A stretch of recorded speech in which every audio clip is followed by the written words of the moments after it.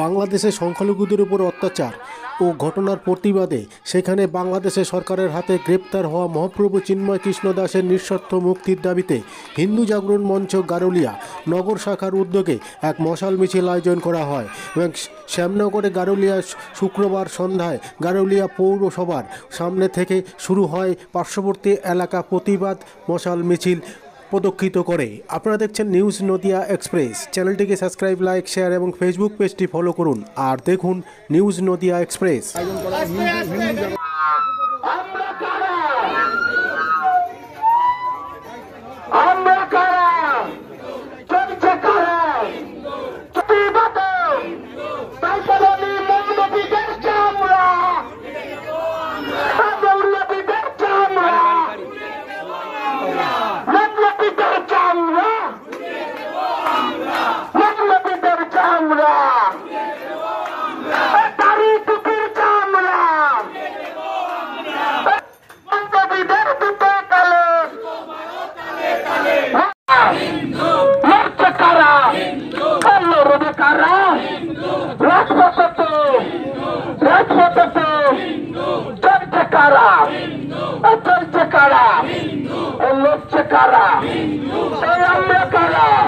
सनातनी धर्म प्रेमियों से आमंत्रित किया जाता है। ये आवाज जहां तक जाता हो, हम सभी सनातनी धर्म प्रेमियों से निवेदन कर रहे हैं, आप अधिक से अधिक संख्या में हिंदू जागरण मंच की ओर से सर्वत्र प्रार्थना करता हूँ, आप अधिक से अधिक संख्या में उपस्थित होकर इस यात्रा को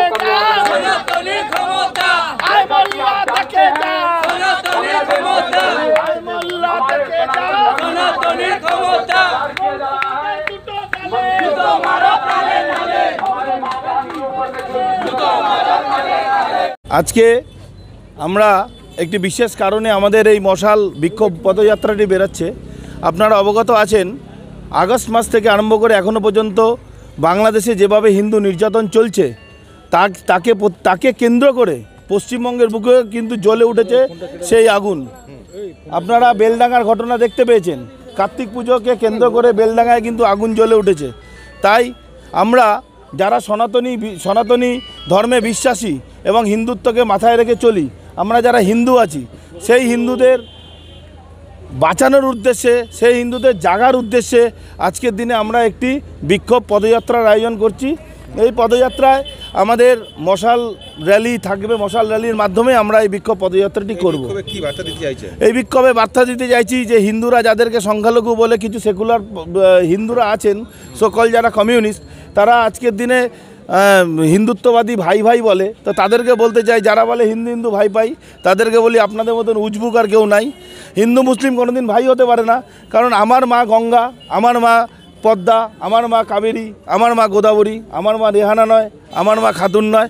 তাই আপনাদের কাছে আবেদন করছি, যদি তারা এবং আমরা যদি একই মায়ের সন্তান হই, তাহলে তাদের মায়ের নামও গঙ্গা, পদ্মা, রেহানা হবে। দেখুন, ওরা তো নিজস্ব শক্তি জোগাড় করেছে, জোগাড় করার দরুন তারা মানে একদম ডিসাইড করে নিয়েছে তারা হিন্দু শূন্য করে দেবে, বাংলাদেশকে হিন্দু শূন্য করে দেবে এবং তার সংলগ্ন যত এলাকা আছে সেটাকেও তারা মুসলিম দখল করে নেবেন। আজকের দিনে তাদের মধ্যে এতটাই কনফিডেন্স আছে যে তারা বলছে কলকাতা দখল করে নেবে। আমরা অনেকে হাসি মুখে উড়িয়ে দিয়েছি কথাটা। হ্যাঁ, অলরেডি আপনারা দেখেছেন মুর্শিদাবাদে জঙ্গি ধরা পড়েছে, আমি বলতে যাচ্ছিলাম। এবং তার সঙ্গে সঙ্গে তারা তো আছেই, তারা দখল করে নেওয়ার প্ল্যানিং অলরেডি আছে। কারণ আপনারা জানেন, এখানে কলকাতার ফিরহাদ হাকিম অলরেডি অনেক দিন আগেই বলে দিয়েছিলেন যে বাংলাদেশ কলকাতার খিদিরপুর মিনি পাকিস্তান। শেখ শাহজাহান দুদিন আগে ধরা পড়েছে, ঠিক আছে। হুমায়ুন কবির ইতিমধ্যেই বলে দিয়েছে, হুমায়ুন কবির, যে তারা এই আমাদের যে সংখ্যালঘু 30% হিন্দু আছে তার কনস্টিটিউশনে তারা কিন্তু কেটে নদীর জলে ভাসিয়ে দেবেন। তারা অনেক দিন আগের থেকে প্ল্যান করেছে। হ্যাঁ, সংখ্যালঘু থেকে তারা এখন সংখ্যাগুরু হবে কিছু পদ্ধতির মাধ্যমে। তারা যেমন আমরা বিশ্বাস করি হাম দো হামারে দো, আমরা দুজন এবং আমরা তারা দুটো সন্তানকে ভালোভাবে মানুষ করি, কিন্তু ওদের ক্ষেত্রে বার্তা দেয় যে হাম দো হামারা 50, ওদের তো ভগবান আল্লাহ সব দান করে। তার জন্য আজকের দিনে তারা এই পদ্ধতিতে সংখ্যাগুরু হওয়ার একটা পদ্ধতি নিচ্ছে। তাছাড়া বাংলাদেশে যেভাবে দেখেছেন হিন্দু নিধনের মাধ্যমে সংখ্যাগুরু হওয়ার একটা পদ্ধতি নিচ্ছে। আমার নাম রানা চক্রবর্তী, বর্তমানে হিন্দু জাগরণ মঞ্চ জেলা সদস্যের দায়িত্বে আছি।